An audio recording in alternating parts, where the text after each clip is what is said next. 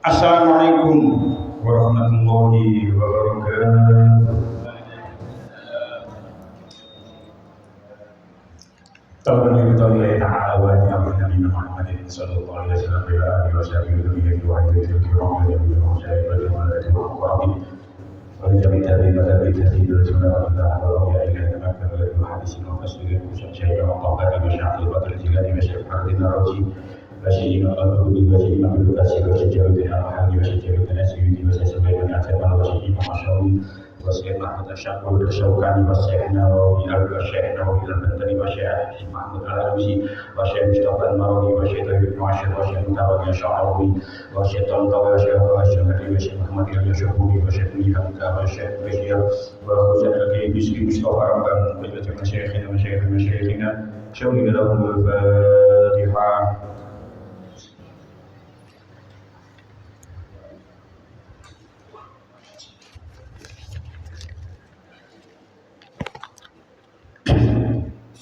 Bismillahirrahmanirrahim. Kita lanjutakan surah Al-Baqarah ayat 100 minta setengah.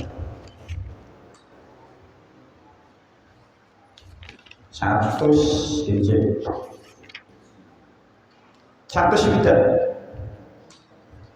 Qala Allah Ta'ala fil Qur'anil Karim. A'udzu billahi minasy syaithanir rajim. Bismillahirrahmanirrahim. Illal ladzina tabu wa aslahu wa bayyanu fa ulaika atubu 'alaihim wa ana at-tawwabur rahim. Innal ladzina kafaru wa matu wa hum kuffarun ulaika 'alaihim la'natullahi wal malaikati wan nasi ajma'in khalidina fiha la yukhaffafu 'anhumul 'adzabu wa la hum yunzarun. Illal ladzina kejaba wong akeh tabu kang padha tobat sebesi alladzina wa aslahu lan padha bagusaken sebesi alladzina tabu wa bayyana lan padha nerangaken sebesi alladzina faulaika mongko utahe mengkono alladzina tabu iku atubu paring pangapura sapa ingsun alaihim ing atase ulaika wa ana hal utawi ingsun iku at-tawwab zat kang akeh ngapurane ar-rahimu tur kang akeh welasi. Innal ladzina temen setuhune wong akeh kafaru kang padha kufur sebesi alladzina wa matu lan mati sebesi alladzina wa hum halil tari alladzina iku kufarun padha kafir. Ulaika utai mengkono alladzina kafaru iku alaihim ing atase ulaika laknatullahi utawi laknate Allah wal malaikati lan malaikat wal nasi lan menungso ajma'ina sekalian khalidina hale padha langgeng kabeh fiha ing dalem nar la yukhaffafu ora den entengaken anhum ing atase alladzina kafaru apa al-azabu siksa walahum lan ora utawi alladzina iku yunzaruna den wae napa niku den wae tangguhan napa niku macane niku inat walahum yunzaruna ora utawi alladzina iku yunzaruna den wae tangguhan sepiyasi alladzina. Kita wae syara'ipun 159 ngantos 162. Wong-wong Yahudi kang padha nyingitaken keterangan-keterangan lan pituduh-pituduh kang wis diterangaken ana ing kitab Taurat. Kaya hukum rajam lan keterangan sifat-sifat Nabi Muhammad iku dilaknati dening Allah Ta'ala lan malaikat lan wong-wong mukmin. Kejaba wong-wong kang padha tobat lan nuli bagusaken amali lan nuli nerang-nerangaken keterangan kang maune disingitaken. Dene wong-wong kang padha tobat mau bakal diterima tobaté dening Allah Ta'ala jalaran Allah Ta'ala iku at-tawwabur rahim. Lan satemene wong kang padha kafir padha uga kafire sebab nyingitaken keterangan hak utawa sebab liyani lan ora padha tobat hingga mati netepi kekafirane. Wong-wong kang mengkono iku uga dilaknati dening Allah Ta'ala, dening malaikat, dening sakabehane manungsa. Wong-wong mau bakal langgeng ana ing laknat utawa ana ing neraka. Dheweke ora bakal diparingi keentengan lan ora bakal diserantekaken. Illal ladzina tabu, kecuali mereka yang telah bertaubat wa aslahu dan mengadakan perbaikan wa bayyanu dan menerangkan kebenaran. Faulaika, maka terhadap mereka itulah atubu, aku menerima taubat alaihim di atasnya. Wa ana, dan akulah at-tawwabu yang maha penerima taubat, ar-rahimu, lagi maha penyayang. Ayat niki sebenarnya mandek ini itu tentang ayat 1 swidak niki keterangannya gandeng kali ayat 159 ini, karena memang keterbatasan waktu sampai 1 jam, hampir 1 jam, terus memang harus di stop karena keterangannya masih banyak. Terus tentang ini ayat 159 untuk pulau gandeng sampai keterangan sing ini. Bahwasanya ayat 159 ini diturunkan asbabun nuzulnya niku diturunkan kepada rahib-rahib orang Yahudi yang menyembunyikan kebenaran. Salah satu yang disembunyikan adalah sifat-sifat ciri-ciri Nabi Muhammad SAW. Niku diceritakan kali pendeta-pendetanya Yahudi. Lalu turunlah ayat niki. Nah, tapi ayat ini juga bersifat umum. Tidak hanya menyembunyikan kebenaran Kanjeng Nabi, tapi juga bersifat umum menyembunyikan ilmu yang dimiliki oleh seseorang. Ini bukan asal, ini ancamannya seseorang yang menyembunyikan ilmunya, maka Allah akan memberikan tali kendali dari api, kayak tali ini tenggoni mencari jarak, ketika nanti di neraka. Jadi tidak hanya menyembunyikan kebenaran, tapi juga menyembunyikan ilmu, menyembunyikan kebenaran, menyembunyikan ciri-ciri Nabi Muhammad sehingga orang-orang menjadi kufur, menyembunyikan ilmu sehingga orang-orang lain tidak mengerti hukum-hukum yang harusnya dimengerti oleh mereka. Nah, orang-orang itu menyembunyikan kebenaran, menyembunyikan ilmunya, itu mendapatkan laknat dari Allah. Tentu laknatnya beda antara laknat yang menyembunyikan kebenaran Kanjeng Nabi Muhammad, kalau menyembunyikan ilmu.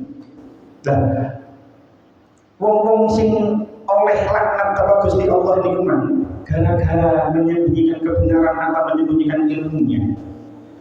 Niku kecuali mereka bertobat kepada Allah. Akan dilanjutkan ayat illal ladzina tabu, kecuali mereka bertobat wa aslahu dan memperbaiki keadaan, memperbaiki akalnya, wa bayyanu dan menjelaskan kebenarannya. Jadi ayat niki dimulai dengan huruf inna. Dari innal ladzina kafaru. Jadi ayat ini adalah pengecualian. Ayat ini adalah pengecualian. Illal ladzina tabu, kecuali bagi mereka yang bertaubat wa aslahu dan melakukan kebaikan wa bayyanu dan menjelaskan apa kebenarannya. Nah, taubat dan tafsir Al-Qurtubi dikatakan wala yakfi fi taubati inda ulama'ina qaul qa'il qad tubtu. Seseorang yang bertobat itu gak cukup muni qad tubtu, aku wis temen tobat, gak cukup ngomong. Seseorang yang bertobat, apapun jenis taubatnya, mungkin diterangkan kalau ini, itu tidak cukup hanya untuk memperbanyak istighfar terus mengatakan tobat, itu tidak cukup. Kemudian dikatakan hatta yazhara minhu fisani khilaful awal. Seseorang yang bertobat itu harus keadaannya itu berubah dengan keadaan sebelumnya, berubah 180 derajat. Gak cukup, aku tobat, tidak cukup seperti itu. Keadaannya hatta yadhharu singgo pertemo minhu saking wong sing tobat iku mang kisani ing dalam tingkah kang kaping pindho khilaful awali, berbeda dengan tingkah sing awal. Fa'ikana murtadan, oke, seseorang itu tadi murtad. Fa'ikana murtadan, kalau dia seandainya murtad, roja ila islami mudharon syara'i'ah, dia harus kembali kepada Islam, mengucapkan 2 kalimat syahadat dan menjalankan syariat-syariat Islam. Tentu apa saja yang pernah ditinggalkan ketika dia murtad itu harus dikerjakan lagi, harus dikodok. Salah satu syariatnya ketika seseorang itu murtad berapa tahun, maka kewajiban ketika dia murtad itu harus dikodok semuanya. Jadi kalau dia murtad, dia harus kembali ke Islam dan menjalankan syariat-syariat Islam. Wa in kana min ahli ma'asi zahara minhu al-amal shalih. Dia itu termasuk orang yang ahli maksiat, maka dia harus menampakkan amal yang baik. Gak cukup misalnya kalau wong biyen misalnya ahli ngombe, dia diterangkan kalau wong sing ahli ngombe, ahli minum khamr, ahli mabuk. Tidak cukup seseorang itu hanya mengatakan saya telah bertobat, tapi harus ditunjukkan amal baiknya. Rajin sholat 5 waktu, rajin jamaah, rajin ngaji, harus ditunjukkan. Harus ditunjukkan zahara minhu al-amal shalih, sampai jelas amal solehnya. Wajana ba'ahlal fasadi wal ahwala allati kana 'alaiha, dan menjauhi teman-temannya yang rusak dan keadaan-keadaan yang mana dia dulu di dalamnya. Misalnya ahli maksiat, ahli ngombe, maka dijauhi teman-temannya yang sokoe biasa yang ngombe. Dan ahwal keadaan atau lingkungannya harus dijauhi, tidak hanya menampakkan amal solehnya, tapi konco-koncone kudu didoi, kumpulannya ya kudu didoi, lingkungannya juga harus dijauhi. Itu kalau orang yang ahli maksiat, tobatnya tidak cukup hanya menyatakan aku tobat. Misalnya orang arah seneng ngecipai, misalnya kepingin tobat gak cukup, tobat wis gak ngecip maneh. Ya arek sing biasa kumpul ngecip yo kudu diaturi. Biasa kumpul ngecip nanti wis didol wis gak ngecip sik, gak kumpul dhisik. Gak kumpul arek-arek dhisik. Gak kumpul lingkungan yang mana lingkungan itu biasa digawe. Itu kalau seseorang itu yang ahli maksiat. Dan tentu ketika dia melakukan maksiat, otomatis ketika dia melakukan maksiat itu entah dia menjalankan apa yang dilarang oleh Allah atau meninggalkan apa yang diperintahkan oleh Allah. Maksiat kan seperti itu, menjalankan apa yang dilarang oleh Allah, meninggalkan apa yang diperintahkan oleh Allah.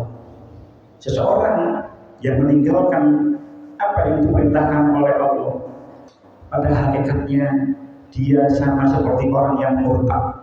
Atau artinya apa? Walaupun dia tidak murtad, tentu orang dari Islam, tapi dia meninggalkan apa yang diwajibkan oleh Allah.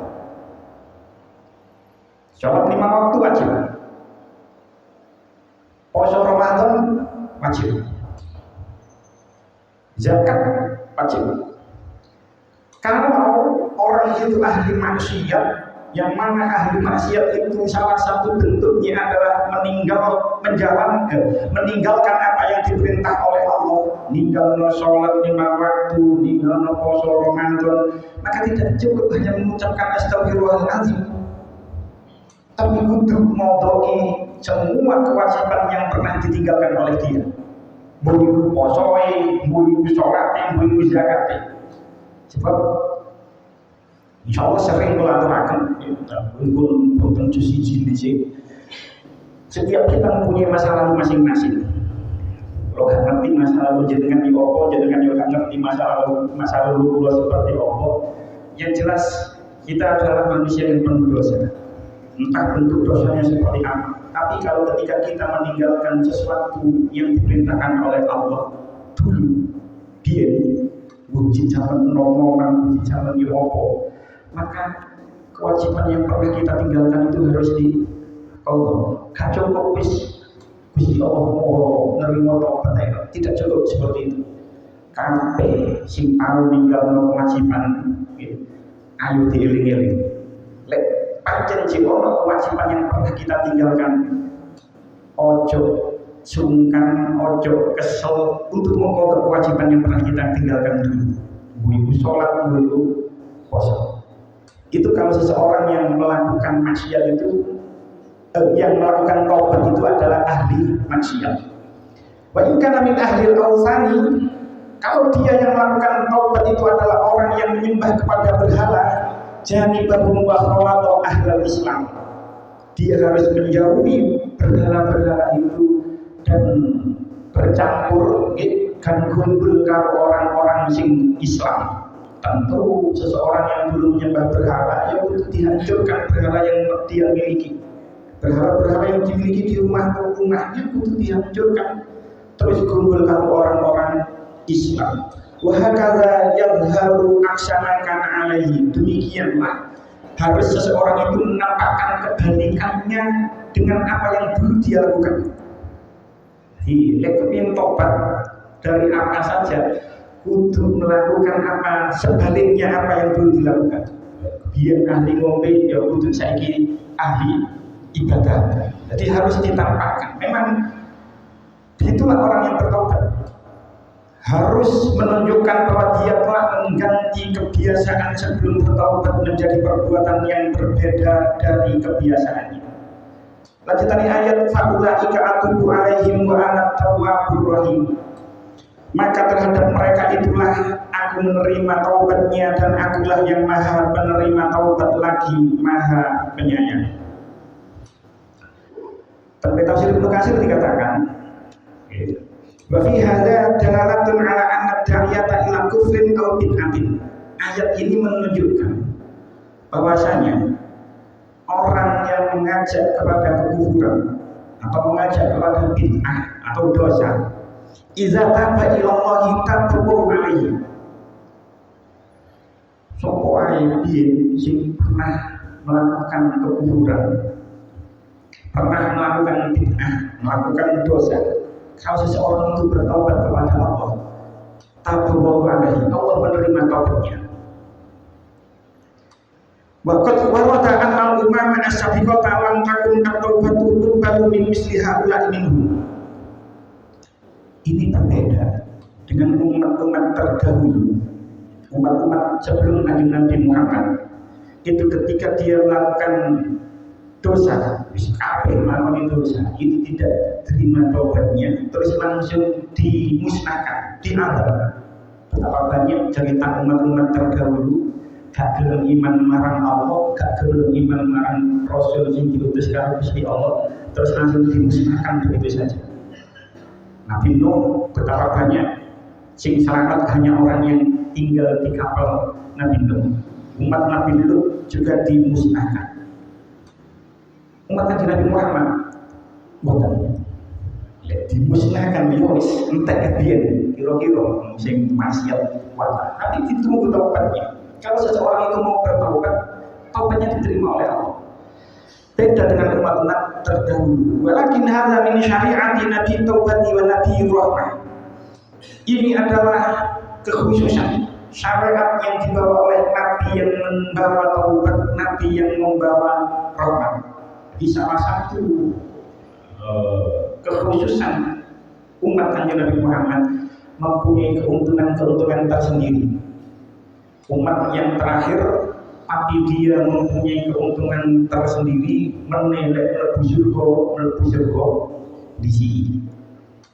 Tapi lek mlebu neraka di sini, jadi plus minus. Artinya ada keuntungan tersendiri ketika seseorang itu melakukan kebaikan, maka kebaikannya diganjar lebih dulu daripada umat-umat yang terdahulu. Summa akhbara ta'ala amman kafara bihi wastamara bihi al-hawa ila mamati. Kemudian ayat selanjutnya itu menjelaskan tentang keadaan orang yang kufur terus mati dalam keadaan kufur. Ayat 159 ayat 1 ini orang yang menyembunyikan kebenaran,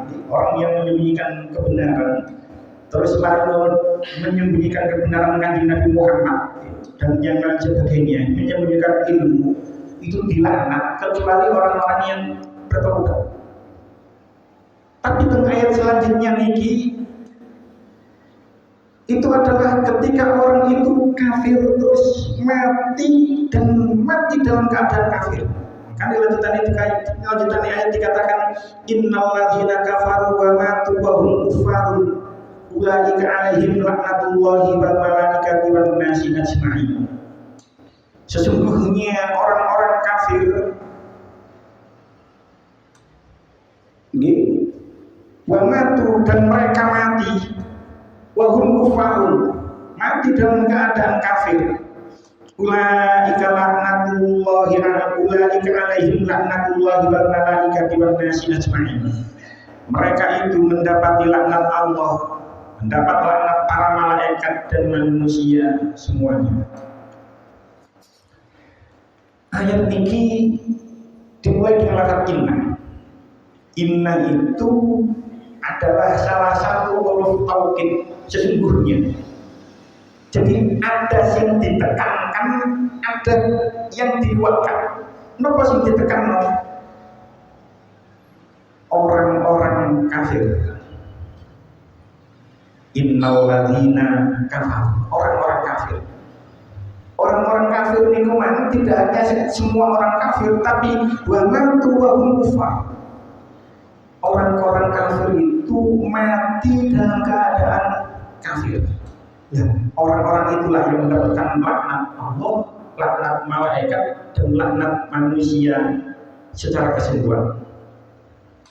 Nah, pertanyaannya, apa sih laknat itu? Laknat itu adalah jauh dari rahmat Allah. Itu adalah laknat. Bolehkah kita melaknat seseorang? Orang-orang sesungguhnya sesungguhnya orang-orang kafir dan mereka mati dalam keadaan kafir. Mereka itu mendapati laknat Allah, para malaikat dan manusia semuanya. Karena sia-sia. Pertanyaannya, pentingkah kita melaknat seseorang? Ulama berbeda pendapat. Apakah kita itu asal melaknat orang lain atau tidak? Dalam hal ini orang kafir. Kita sedikit diperinci lebih banyak mana. Pertama yang akan kita bahas, bolehkah kita melaknat orang kafir? Maka ulama berbeda pendapat tentang boleh tidaknya seorang yang Islam melaknat orang kafir. Pendapat yang pertama mengatakan, kalau di tafsir Al-Qurtubi dikatakan, qala Ibnu Arabi berkata, qala li katsirun min asyahi innal kafiru al-mu'ayyana la yujizil lahu. Ibnu Arabi niku dawuh, aku duwe guru akeh. Guru ki akeh. Li katsirun min asyahi, saya mempunyai guru yang banyak. Terus guru yang saya yang banyak nikmat berkata, innal kafiru al-mu'ayyana la yajuzu la'nu. Sesungguhnya orang kafir yang ditakyin itu yang dikhususkan, mungkin insya Allah keterangannya, itu tidak boleh kita melaknat dia. Jadi orang kafir tertentu itu kita sebagai orang Islam itu tidak boleh kita melaknat orang kafir tertentu. Maksudnya muayyan itu individual. Kalau kita sebut nama itu kita tidak boleh. Misal orang kafir, contoh Presiden Amerika, coba Presiden Amerika, Joe Biden, Perdana Menteri Israel, Benyamin Netanyahu, mereka berdua ini kafir.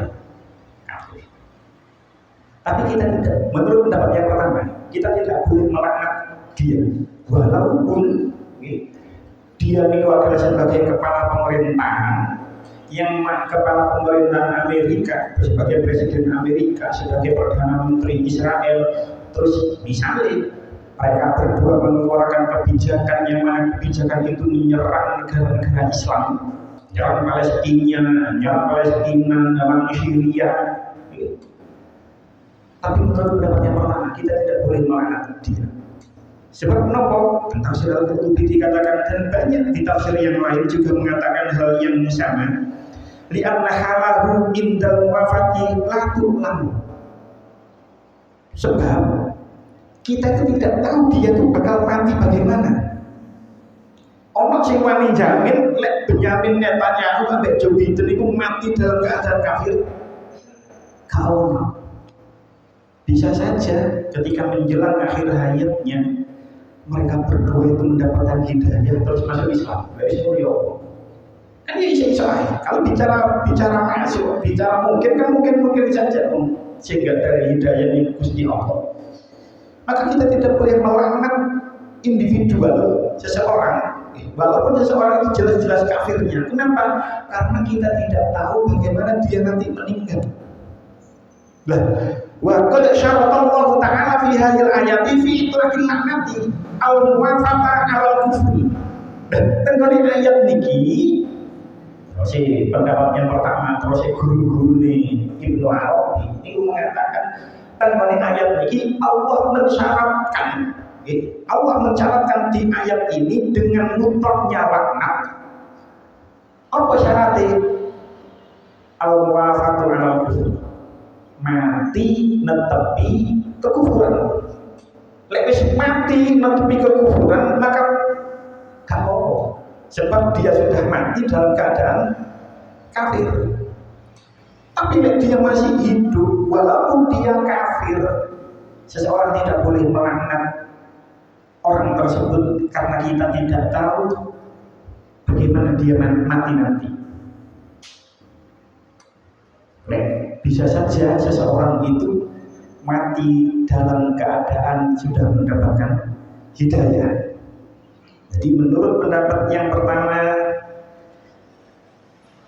tidak boleh mendoakan melaknat seseorang yang masih hidup walaupun dia kafir, karena kita tidak tahu bagaimana dia nanti matinya. Ini pendapat yang pertama.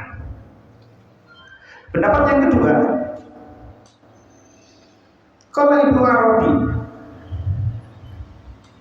Ibnu Arabi berkata, wasahihu indi jawazi ra'nihi li dhahiri halihi wal jawazi qablihi wa kitabihi. Pendapat yang pertama tadi mengatakan, aku Ibnu Arabi sanjang Ibnu Arabi tahu aku duwe guru akeh. Guru-guruku kabeh ngomong gak oleh ngelaknat seseorang yang kafir karena kita tidak tahu bagaimana dia nanti matinya. Tapi Ibnu Arabi ini berbeda pendapat kalau guru ini. Jadi Ibnu Arabi wasahihu indi sing bener menurutku jawazul laknihi, boleh melaknat dia. Sebab menapa? Li dhahiri halihi, karena zahirnya tingkahnya. Wal jawazu qabluhu wa kitabuhu. Ini kisah kedua jawazu. Dan bolehnya kita membunuhnya dan memeranginya. Ini berbicara kafir harbi. Seseorang yang kafir terus memerangi orang Islam, maka kita yang diserang itu boleh menyerang balik dia, memerangi balik dia, termasuk membunuh mereka. Jadi Ibnu Arabi berbeda pendapat dengan gurunya.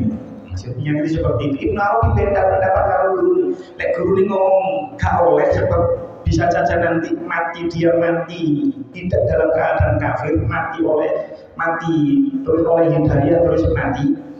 Tapi menurut Ibnu Arabi enggak. Lek jare pendapatku sing bener, ya tidak berdiri saiki ya. Kalau dohirnya sekarang dia memang memerangi kita, maka kita boleh memerangi balik dia, kita boleh membunuh dia, otomatis kita boleh melaknat dia. Sebab dohirnya dia memang seperti itu untuk saat ini. Jadi apa namanya? Berbeda pendapat dengan guru itu sebenarnya sah-sah saja. Maka kekuatan ini contohnya Ibnu Arabi beda kalau guru-guru ini. Imam Syafi'i ini murid Imam Maliki. Betapa banyak perbedaan kalau antara Imam Syafi'i kalau Imam Maliki. Jadi kalau pilihan gubernur, kalau pilihan bupati, ono di antara santri-santri itu sing wis aku nganut kiai. Pilihannya pokoknya podo karo kiai ini. Pilihannya pokoknya podo karo kiai ini. Padahal yo gak podo ya gak apa-apa. Mana pilihan masalah koyo sing bakal terjadi 2 minggu lagi. Berarti 2 minggu kas ngaji ini prei kan di Norok dulu di pemilu. Iya. Jadi 2 minggu kas ngaji ini prei pas pemilu meneh prei ngaji. Jadi tidak apa-apa melaknat seseorang yang secara zahir memang dia pantas dilaknat. Dia memerangi Islam, dia memerangi orang-orang Islam. Ojo mana dilaknat, diperangi balik, dimateni oleh kok. Menurut Ibnu Arabi seperti itu. Dalilnya apa? Sebab waqad ruwiya 'an Nabi sallallahu alaihi wasallam annahu qala. Ada sebuah hadis Kanjeng Nabi niku nate ndonga sing donga niku isine nglaknat marang seseorang yang bernama Amr bin As. Amr bin As niki termasuk pada saat itu termasuk kafir Quraisy, ahli strategi perang nang Mekah. Tapi akhir hayatnya ketika sudah mendekati peristiwa Fathu Makkah, Amr bin As mendapatkan hidayah terus masuk Islam. Cuman ketika Kanjeng Nabi diperangi karo Amr bin As, niku Kanjeng Nabi nanti donga, ya apa isine donga, Allahumma inna Amr bin As hajani wa qad alima anni lastu bi syahirin fa'anhu wahjuhu adadama hajani.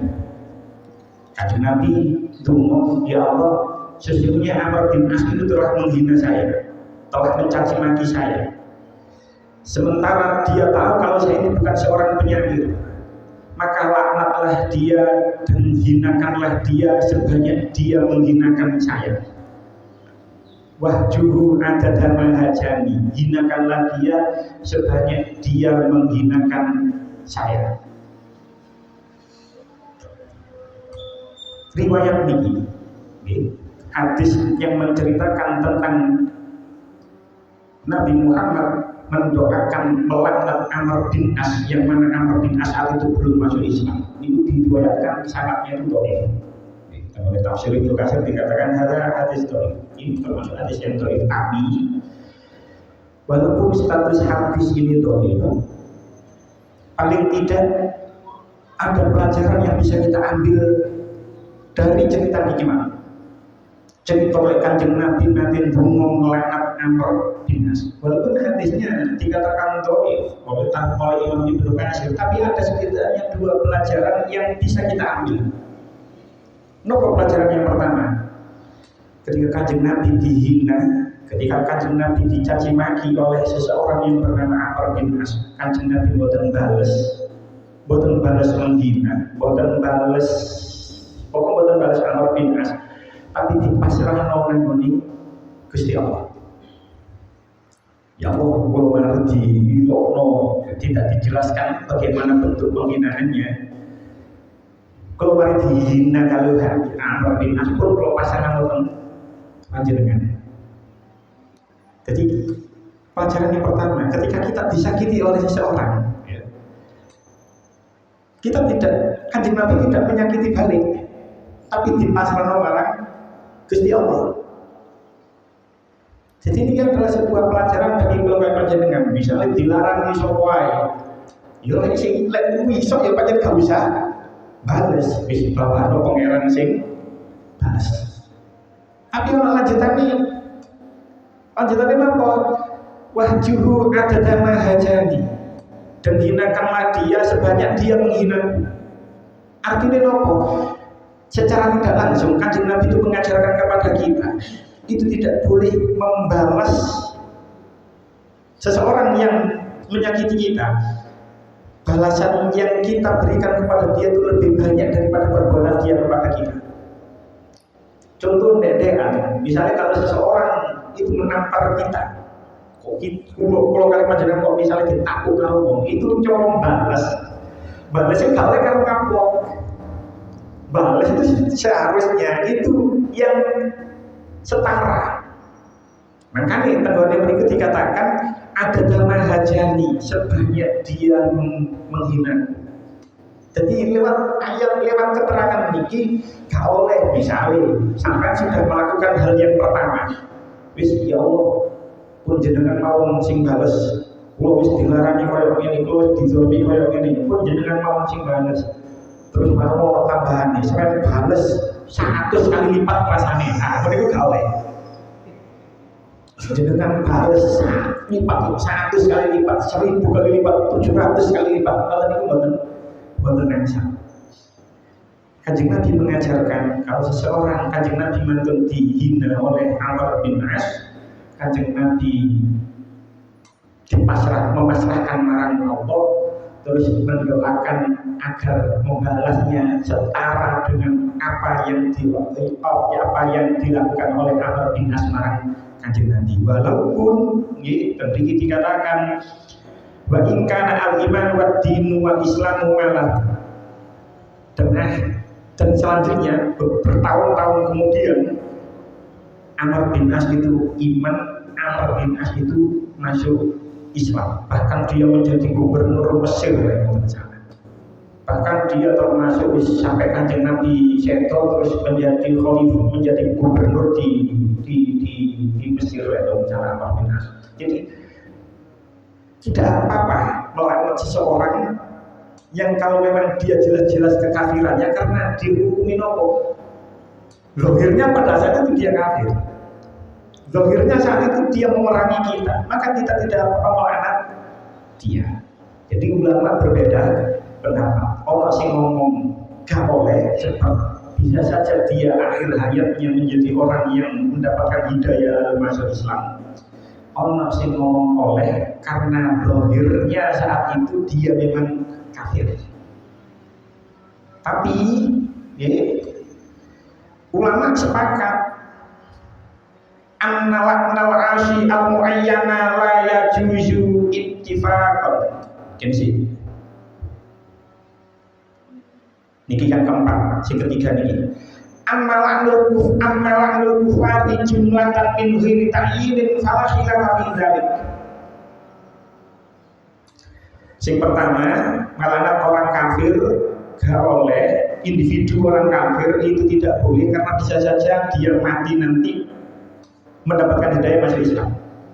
Pendapat yang kedua mengatakan boleh karena zahirnya pada saat dia melakukan itu dia kafir dan memerangi Islam sehingga kita boleh melaknat dia. Ini individu. Tapi tidak disebutkan individunya, disebutkan secara global orang-orang kafir, orang-orang musyrik, maka tidak ada perbedaan pendapat kalau melaknat orang itu secara global, orang kafir secara global itu boleh. Kan individual. Orang sing ngomong oleh, orang sing ngomong gak oleh. Orang sing ngomong oleh, orang sing ngomong gak oleh. Tapi melaknat orang kafir secara global, maka tidak ada perbedaan pendapat di antara kalangan ulama bahwasanya melaknat orang kafir secara global itu adalah boleh. Sebab nopo lama salah khilaf fi dzalik, tidak ada perbedaan pendapat di dalamnya. Lama rawahu Malik an Dawud ibnu Husain annahu sami'a Arad yaqul, dalilnya saling menceritakan Imam Malik dari Dawud ibnu Husain, sesungguhnya dia pernah mendengar A'raj berkata ma'adrotun annasa illa wa hum yarkanuna al-kafrata fi Ramadan. Terus dalilnya, saya tidak pernah ma'adrotu orang mencoba insun annasa illa wa hum, kecuali mereka yarkanuna al-kafrata fi Ramadan, mereka melaknat orang-orang kafir ketika bulan Ramadan. Maka ini ketika bulan Ramadan, ketika sudah mendapatkan separuh yang kedua, ono imam witir ketika melakukan kunut ditambahi kunut nazilah. Nah gini ono ya sing model kunut jawi tapi memang sisi toh. Kenapa ditambah kunut nazilah? Salah satu isi dari kunut nazilah, Allahumma ahlikil kafrata wal musyrikin, ya Allah hancurkanlah orang-orang kafir dan orang-orang musyrik. Allahumma dammiril Yahuda wa Israel, ya Allah hancurkanlah orang-orang Yahudi, hancurkanlah Israel. Allahumma syattid syamlahum, cerai-beraikanlah mereka. Wa farriq jam'ahum, dan pisahkanlah kelompok mereka. Jadi kalau mendoa melaknat di sini kunut nazilah enggak melaknat orang-orang Yahudi yang menyerang Palestina. Kalau isi ini sejak orang kafir, orang Yahudi secara global tidak menyebutkan individu, maka tidak ada perbedaan di antara pendapat ulama bahwasanya itu adalah boleh. Bahkan ketika Ramadan orang-orang bodoh kunut nazilah juga berdoa seperti itu, melaknat mereka yang menyerang orang Islam. Betul. Sehingga oleh menurut sebagian ulama itu kalau kita menyebut individu, walaupun ada yang mengatakan boleh, memang global secara keseluruhan tidak ada perbedaan pendapat bahwasanya melaknat mereka itu boleh. Tapi ulama juga sepakat annalaknar asyikal muayyana la yajuzu ittifaqan. Ulama juga sepakat bahwasanya melaknat seseorang yang ahli maksiat itu tidak diperbolehkan selama dia Islam. Jadi lewat orang Islam jatuh kayak orang, maka kita tidak boleh melaknat walaupun dia ahli maksiat sekalipun, bisa bejat-bejat, tapi dia Islam, maka kita tidak boleh melaknat dia. Mungkin itu dalil, insyaallah cerita. Sing sering terjadi, ya, boleh saya ceritakan. Itu kadang-kadang memang bisa jadi di antara kita, bisa jadi ucapan-ucapan yang menggunakan media seperti apa.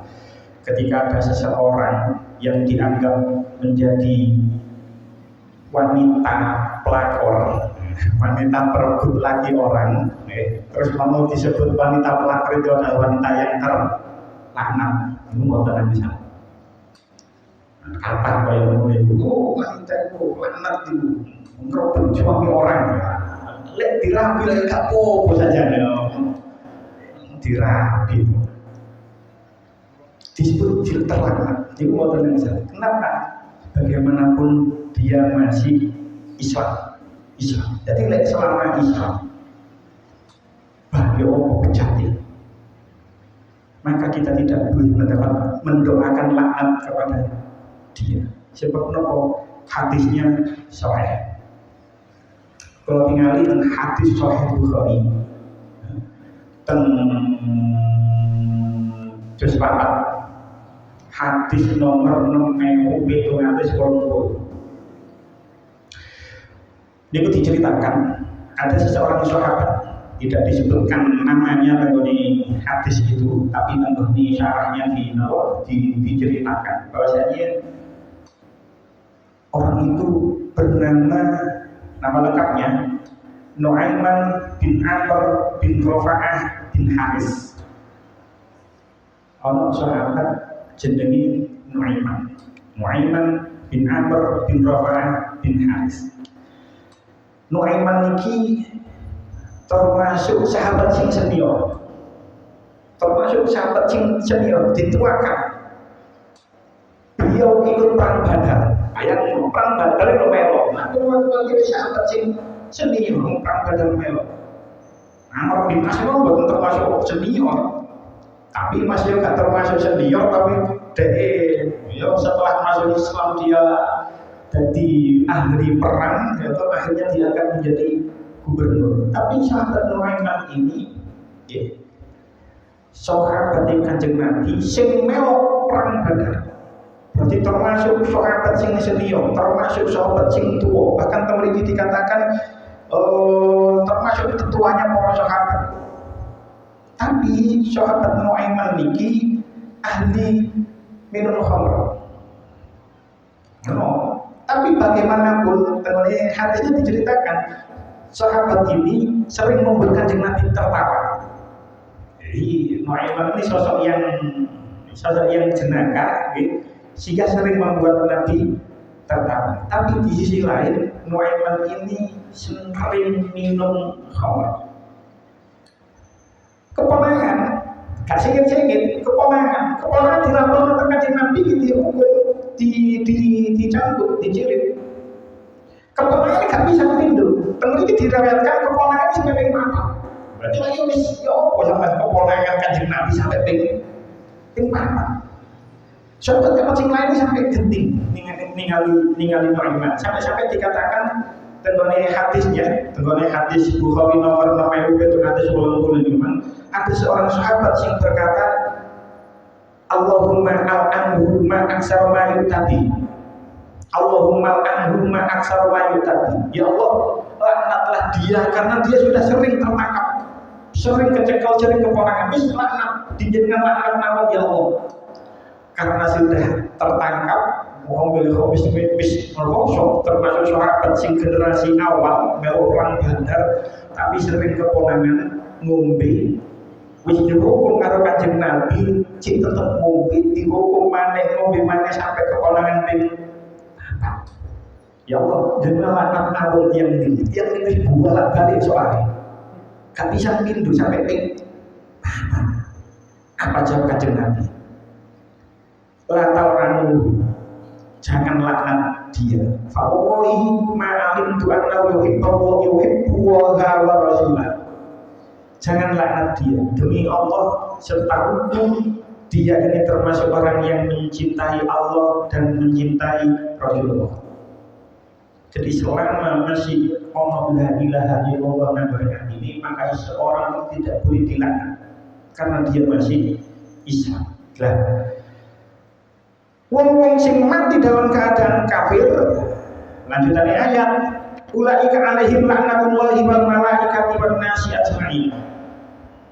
Mereka itu mendapatkan laknat Allah, mendapatkan laknat malaikat, mendapatkan laknat manusia. Semuanya. Mungkin ada yang berkata, bagaimana mungkin seorang manusia semuanya itu melaknat orang yang mati dalam keadaan kafir? Maksudnya nopo? Jadi tidaknya ada 3 jawaban, tapi singkul double jawaban ada jawaban yang amaliyah. Manis, niku sebab toko sekalian. Sing dimaksud melaknat, semua manusia melaknat itu adalah ketika hari kiamat. Terus qala Abu Aliyah al-muradu bihi yaumil qiyamah yal'anuhum qaumuhum ma'jami'in nas. Sing dimaksud semua manusia melaknat orang yang mati dalam keadaan kafir iman nanti ketika hari kiamat. Semua manusia termasuk kaumnya sendiri itu akan melaknat dia. Ayat terakhir, khalidina fiha la yukhaffafu anhumul adzabu wa la hum yunzarun. Mereka kekal di dalam laknat itu, di dalam neraka. Tidak akan diringankan siksanya dan mereka tidak pula diberi tangguh, diberi keringanan, diberi penangguhan. Orang-orang yang mati dalam keadaan kafir, mereka itu akan kekal di dalam neraka. Siksane tidak akan diringankan. Siksane tidak akan mendapatkan penangguhan. Kekal neraka. Orang yang mati dalam keadaan kafir. Dia nanti kalau cerita kalau baleni mana? Memang harus kalau baleni. Sebab ini menerangkan hal yang sama, Siksa nang gone dunya karo siksa nang akhirat itu berbeda. Lek siksa nang dunya, orang awal-awal merasa tersiksa. Lek tambah suwe merasa terbiasa. Akhirnya biasa. Contoh sing akeh ya. Arek nek wong nyar-nyaran dadi duduk, iku mesti tersiksa. Ayo, sing duduk-duduk tersiksa tak awakmu. Nyar-nyaran lho. Nyar-nyaran pasti tersiksa. Wah, ngarang boten. Pasti tersiksa. Biasanya butuh ono sing ngancani, mangan ono sing nyepakno, marno dewi. Awal-awal merasa tersiksa. Tapi lama-lama menjadi terbiasa. Saking terbiasa akhirnya sendiri tetap tenang. Sendiri terus awakmu tetap tenang. Tapi awalnya ketika dia menjadi duda pertama kali, itu abot, pasti abot. Kita mau ngabot membela, pasti abot. Tapi karena lama-lama seiring berjalannya waktu akhirnya terbiasa, akhirnya sendiri tetap tenang. Yo soalnya terbiasa sendiri akhirnya tetap tenang. Apapun bentuknya, ketika seseorang nang dunia itu tersiksa, awalnya sogi dari kiri, awal-awal kadui itu mesti tersiksa, tapi lama-lama terbiasa, akhirnya terbiasa dengan kemiskinan. Uang sing bisa jadi apa jenenge? Kalau kita contohkan misalkan pembantu nang Arab Saudi misalnya, itu kan kata sing disiksa misalnya, nyaran disiksa loro, tapi suwe wis biasa nih ya kok.